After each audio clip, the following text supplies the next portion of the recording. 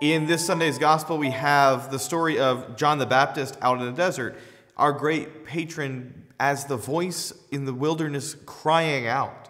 And he's crying out for a repentance, to have a baptism of repentance by water for those who are seeking God. And he's there in the desert in sacrifice, in penance, and in fasting, wearing his hair short shirt and kind of dressed like a crazy homeless man with a leather belt around his waist and a matted beard. And he's feasting on wild honey and locusts.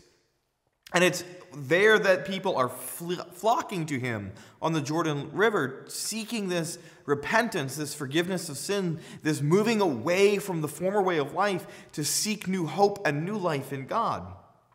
And he sees there many of the Pharisees and Sadducees coming up to him, and he responds fairly harshly to their presence. And he calls out, "Who told you, you brood of vipers, to come and to seek this repentance? Who warned you, you brood of vipers, against the coming wrath against your sinfulness?" There's a really good warning there that when I come and I seek God, there really ought to be a conversion of my heart, a putting aside of my sinful ways. Right? That's what the repentance of sin means. It means to turn away from sin and turn toward God again. The Pharisees and the Sadducees perhaps are only pursuing John out of curiosity or jealousy or envy or fear.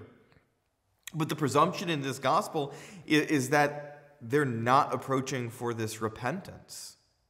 Right? As we draw nearer to God, as we work on the interior life with God in our prayer, in our sacramental reality and existence, this step of repentance is an early one. Right? We can't really access God when we're still under the weight and the burden and the enslavement of sin. Right? The devil lays claim to us by convincing us to give in to sin, especially a mortal sin.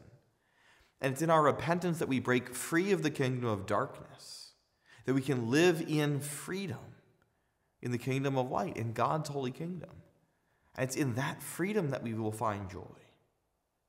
The message of salvation is the message of John crying out in the wilderness to make straight the path of the Lord, to make ready the way to him, to level mountains and to fill valleys, to stop the flow of rivers so that we can access the Lord directly. And the way that we prepare for the Lord to come is by putting aside sin, by putting aside worldly attachment, that we can more clearly and more perfectly see him.